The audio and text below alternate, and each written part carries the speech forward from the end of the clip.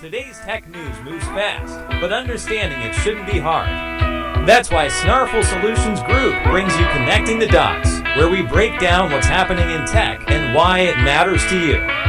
Now, let's dive in with your hosts. Welcome to Connecting the Dots from Snarful Solutions Group, right here in Sacramento, California. I'm Alex. And I'm Morgan. It is Thursday, April 9th, 2026. And if you're sitting in Sacramento with us right now, it is just a gorgeous, mostly sunny day. We're heading toward a high of around 76 degrees. Yeah, perfect spring weather. Exactly. And the financial markets are also looking pretty sunny. I mean, the Dow jumped over 931 points yesterday. Which is huge. Right. It closed near 48,000. The S&P is up 28. And Bitcoin is just hovering comfortably around $71,000. It definitely feels like a very normal, prosperous day. I will say, though, if you are traveling, keep an eye out. The National Weather Service is actually managing 254 active weather alerts across the country. Oh, wow. Yeah, definitely check the radar. But I mean, mostly it's a day defined by human routines, right? Sports, stable markets. If you're a baseball fan, last night was fantastic. The Giants secured a beautiful 5-0 shutout against the Phillies. With Matt Gage on the mound, right? Yep, he was pitching. And the Athletics pulled off a really tight 3-2 victory over the Yankees. So, a good night for baseball. Yeah. But you know, while you're out there sipping your morning coffee and checking those baseball scores, there is this completely different, almost invisible reality running concurrently in the background. Oh, for sure. We are watching the skyrocketing trillion-dollar ambitions of the artificial intelligence industry suddenly slam into very hard, very physical brick walls. Oh. And that is really what we want to focus on today. Yeah, let's unpack this, because AI is no longer just this magical software running on a screen somewhere. Right. It is aggressively demanding massive amounts of physical space. Yeah. It's draining actual electrical grids. Yeah. And it's actively forcing sovereign governments and the military to react. We are literally witnessing the moment the digital cloud is forced to come down to the physical earth. Exactly. So we're going to break down the day's top tech stories from the Morning Star and see what this means for all of us. But first, today's episode is brought to you by Strong Coffee, the premium instant coffee that tastes like a traditional brew, but is packed with 15 grams of protein, MCTs, and adaptogens like ashwagandha. Get clean, sustained energy without the jitters. Use promo code SNARFUL for 20% off at strongcoffeecompany.com. All right, so jumping into our first story, if you really want to understand how hard this collision between AI and reality is, you have to look at the sheer physics of electricity. Yeah, which brings us to OpenAI. They have officially hit the brakes on a massive overseas project called Stargate UK. Right. And for some context here, Stargate is this mind-bogglingly large $500 billion global infrastructure plan. $500 billion. Literally $500 billion. Yeah. And the initial equity funders are heavyweights, right? You've got OpenAI, Oracle, MGX, SoftBank. They are trying to build the physical data centers that will train the next generation of AI. But a project that size is almost hard to comprehend. Yeah. I mean, we aren't talking about putting a few servers in a closet somewhere. No, not at all. Stargate already has facilities operating in Texas. They have active builds right now in the UAE and Norway. Right. But the UK branch, which, by the way, was just announced last September alongside NVIDIA and a London-based company called Nescale, that entire branch is now being completely shelved. And the reasons OpenAI gave for pulling the plug are incredibly telling. They cited the high cost of energy and a burdensome regulatory environment. Yeah, they're essentially packing up and saying, well, we're only going to move forward when the local conditions actually allow for it. But I guess the question for you is, why is this happening? Like, why is energy suddenly the ultimate deal breaker for OpenAI, a company that was recently valued at $852 billion? It really comes down to the mechanics of how AI actually learns and operates. Because, when you do a standard Google search, you are essentially just asking a computer to fetch a file from a library. Which takes almost nothing. Exactly. Very little power. But when you ask an advanced AI a question, it isn't fetching a file. It is actively performing billions of complex parallel matrix multiplications. It's generating the answer from scratch, right then and there. Right. Across thousands of GPU's graphics processing units, just to predict the perfect sequence of information. And doing that requires an astonishing amount of electrical current. And it doesn't stop there, right? Because of the heat. Oh, the heat is a massive issue. When you push electricity through that many processors, you generate insane amounts of heat. So for every watt of power you use to run the actual computer, you need an enormous amount of power and water just to run the cooling systems. just so the building doesn't literally melt down. Pretty much. And Nenscale, the company partnering with OpenAI in the UK, they just raised $2 billion themselves. They were planning to scale up to 31,000 NVIDIA GPUs in a single facility. I mean, just try to imagine plugging 31,000 industrial ovens into a single city's power grid and turning them all on at the exact same time. You'd blow the grid. You can't just flip the switch.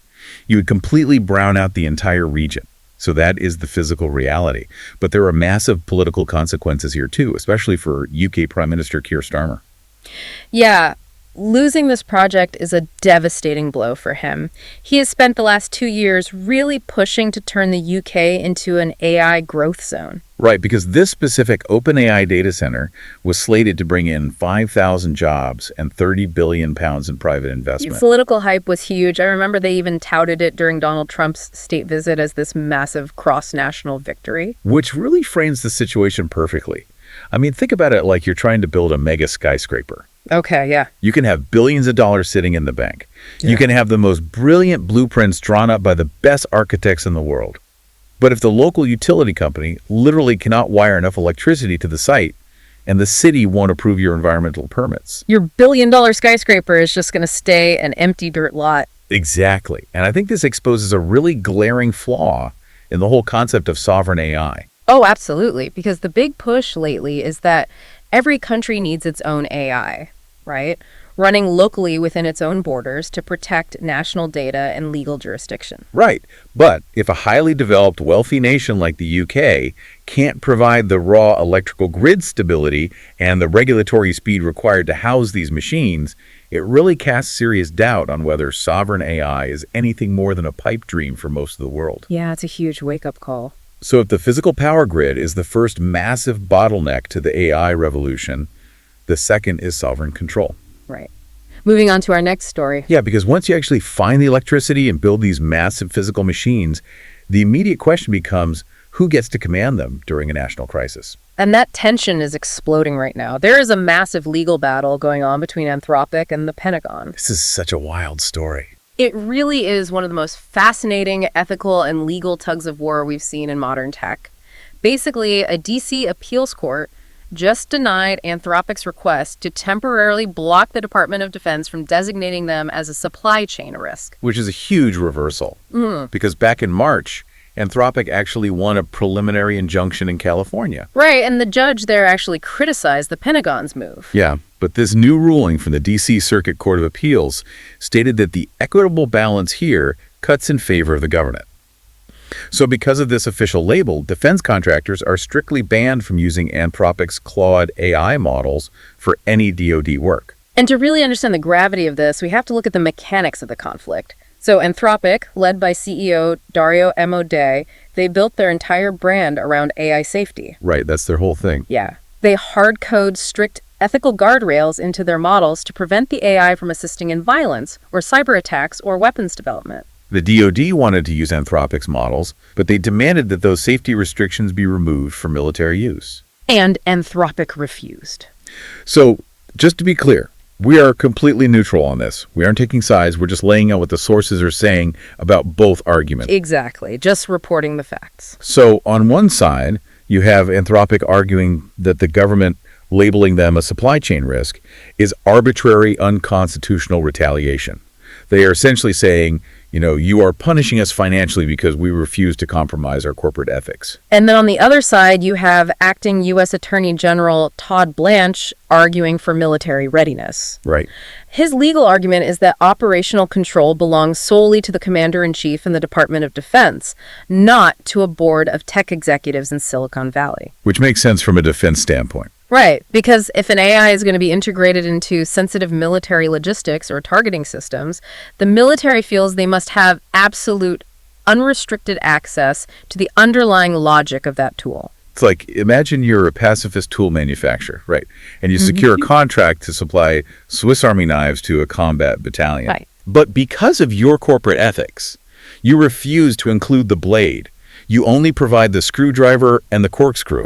Right. The military is telling you, look, we're in a high-stakes combat environment. We cannot use a crippled tool. If you won't give us the unrestricted version, you are a liability to our supply chain, and you're off the vendor list.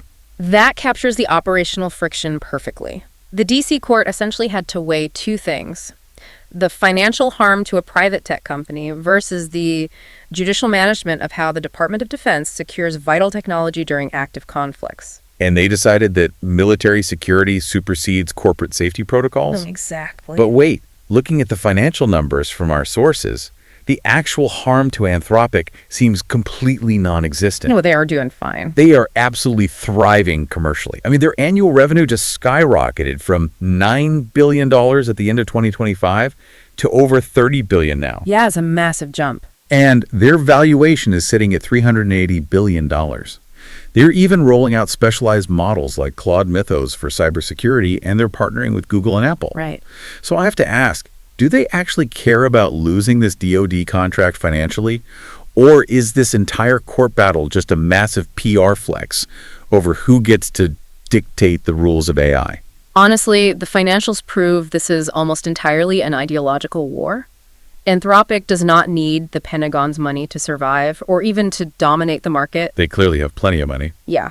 What they are fighting for is legal precedent. They want the courts to affirm that a private company can enforce its own safety ethics without the government stepping in and branding them a national security threat as retaliation. And the government, meanwhile, wants to prove that when push comes to shove, the state is higher on the food chain than the corporation. Exactly. It is a fundamental battle over the hierarchy of power in the 21st century. Wow. Which brings us to our third story, and honestly, the ultimate workaround. Yeah, let's look closer at what Meta is doing. Because if you're an AI company and you can't get enough physical electricity to build more data centers like OpenAI in the UK, and the government is fighting you over how your models are controlled, like Anthropic, what do? You change how the machine actually thinks. Exactly. You find a way to make the software fundamentally more efficient, so it doesn't need as much electricity or physical infrastructure in the first place. And that is exactly what Meta has done. This is such a massive leap in underlying capability. Meta Superintelligence Labs, which is operating under Alexander Wang, has just released their newest model, Muse Spark. And this is a major comeback moment for Mark Zuckerberg's AI ambitions, right? Especially after their Llama 4 model kind of stumbled with the market back in 2025. Yeah, Llama 4 was a bit of a disappointment, but Muse Spark is rolling out right now across the US. It's integrating directly into WhatsApp, Instagram, Facebook, and crucially, Meta's smart glasses. Right, and it is natively multimodal, meaning it processes not just text, but visual data from the physical world around you. But the real breakthrough here is something Meta is calling contemplating mode. Yeah, let's talk about this, because this is wild. It's a total paradigm shift in how AI computes. Because traditionally, when you ask an AI a question, it generates a single stream of text, essentially predicting the next word in a sequence almost instantly. Right, like an autocomplete on steroids. Exactly. But contemplating mode changes the architecture entirely. It allows the model to orchestrate multiple distinct AI agents that reason through a problem in parallel. Meta says it can use up to 16 agents thinking in concert simultaneously. Up to 16 agents. And let's break down how they actually trained this, because the mechanism they used is fascinating.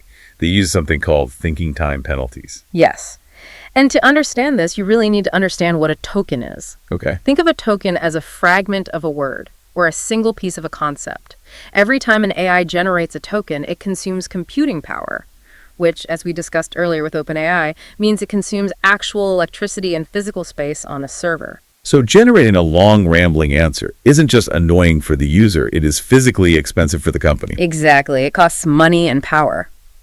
So during the reinforcement learning phase of Muse Spark, Meta introduced this thinking time penalty. They essentially force the AI to play a high-stakes balancing game. Like a trade-off. Right. The model is rewarded for getting the mathematically or logically correct answer, but it is actively penalized for every extra token it uses to get there. So it forces the neural network to stop babbling and start building highly efficient, compressed pathways to the truth. Exactly. Imagine you ask a really complex question to a room full of 16 researchers. Instead of the loudest person just blurting out the first thought that comes to their mind and rambling for 10 minutes. Which is what older AI models did. Right. Instead of that, the team immediately goes into a silent huddle. They debate the logic, they verify the math among themselves, and then they turn around and hand you a perfectly distilled, highly accurate one-sentence answer. That is exactly the phase transition Meta observed during their testing on the AMAD 2025 benchmark. the model literally learned to compress its reasoning. Wow. And because it's doing this in parallel across those 16 agents, the latency, the time you spend waiting for the answer, remains incredibly low. Which means they're getting vastly superior intelligence without requiring an exponentially larger physical data center. They were solving the electricity bottleneck with cognitive efficiency. And the real-world applications of this multimodal parallel reasoning are moving right into everyday life for families and working professionals. Yeah, the health applications alone are incredible. Meta actually partnered with over 1,000 physicians to curate health-related training data. Right. So because this model is in your smart glasses, you can look at a plate of food and the AI can estimate the calorie count. Or it can map your muscle activity by analyzing your movements during a workout. Or visually troubleshoot a broken appliance in your kitchen in real time, just by looking at it. But, the underlying logic of that thinking time penalty is what really sticks with me. Yeah. Because if Meta is penalizing the AI for wasting compute, the model has to develop a form of cognitive triage. Oh, you're right. It has to decide on the fly, is this a simple question that I should answer immediately to save electricity? Or is this a complex problem that requires me to spin up 16 agents to debate the logic? It is learning to evaluate its own internal resource allocation. It is a level of software intuition that fundamentally bypasses the brute force physical scaling we've seen over the last 3 years. It's honestly incredible. But before we wrap up, a quick thanks to Old Glory, an iconic music and sports fan merch store. Perfect for the techie in your life. Use promo code SNARFL for 15% off at oldglory.com. So bringing all these threads together, today's sources really paint a picture of a technological future that is incredibly messy, deeply constrained, and evolving way faster than our physical world can handle. We're watching OpenAI hit the hard physical limits of power grids and regulatory tape in the UK, proving that the digital cloud still very much needs dirt, water, and copper wire. And we're watching Anthropic tangle with the highest levels of the U.S. military over who actually gets to dictate safety, ethics, and operational control when these systems are deployed in the real world. And simultaneously, we are watching Meta evolve AI into multi-agent, contemplating entities that are about to live right inside the social media apps on your phone and the smart glasses on your face. And I think that's why everyone listening should care about this. This isn't just abstract theory for tech engineers. This is about whether the infrastructure of your future can even be built. It's about who controls it. And it's about how the devices in your pocket are actively learning to reason in parallel. Absolutely. And I want to leave you with a final thought to mull over on your own, connecting all three of these massive shifts. Okay, let's hear it. If models like Meta's Muse Spark are evolving to use multiple hidden agents, debating and contemplating in parallel to solve complex problems in a fraction of a second. Right. And the Pentagon is demanding totally unrestricted, unguardrailed access to these kinds of models for national security. What happens when an unrestricted multi-agent AI is tasked with a live military strategy? Wow. That is the ultimate question. If 16 AI agents are silently debating the logistics of a drone strike in milliseconds, will a human commander even be able to follow the machine's internal logic before the trigger is pulled? It's something we're going to have to figure out very soon. Keep questioning the systems around you, and thanks for joining us as we unpack the reality behind the hype. We're here to help at Snarfle, so reach out on our website if you have any more questions. That's a wrap on today's top stories. Remember, tech doesn't have to be complicated, and we're here to help connect the dots. If you've got questions or want to learn more, visit us at snarfle.com. Thanks for listening, and we'll catch you next time.